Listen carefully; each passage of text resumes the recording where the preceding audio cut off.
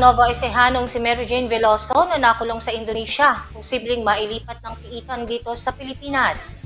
Posible umanong makauwi na ng Pilipinas ang Nova Ecehanong si Mary Jane Veloso na taga Cabanatuan City na nasentensyahan ng kamatayan sa Indonesia dahil sa kasong droga, hindi para palayain kundi para ilipat ng kulungan dito sa bansa.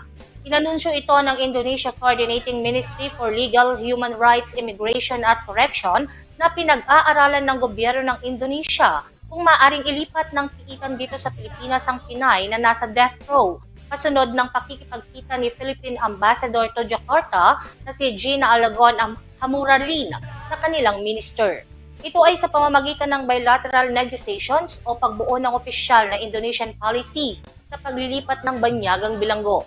Sa oras na mailipat na ito sa bansa, ay papayagan ng Indonesia ang Pilipinas na magdesisyon kung papatawan nito ng clemency na maaaring magbigay daan para sa tuluyan nitong paglaya. Kung mapagbigyan man ng kahilingan na mailipat si Veloso dito sa Pilipinas, ay gugugulin pa din ito sa piitan ang nalalabi niyang sentensya base sa mga kondisyon na itinakda ng ruling ng Korte ng Indonesia. Matatandaan na naaresto si Veloso noong 2010 sa Yogyakarta Airport nang mahulihan umano ito ng 2.6 kilo ng heroin sa kanyang bagahe. Ngunit nanindigan ng Pinay na inosente siya sa akusasyon laban sa kanya.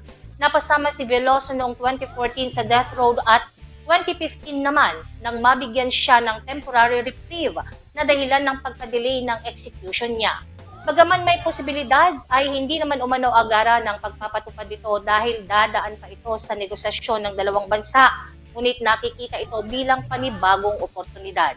Samantala, itinutulak na rin na tuluyan ng mapalaya si Veloso pagkatapos ng 14 na taong pagkakakulong dahil biktima lamang umano ito ng human trafficking, kung saan nasampahan na rin ng kaso ang mga nadakip na recruiter nito sa isang korte dito sa Nueva Ecija.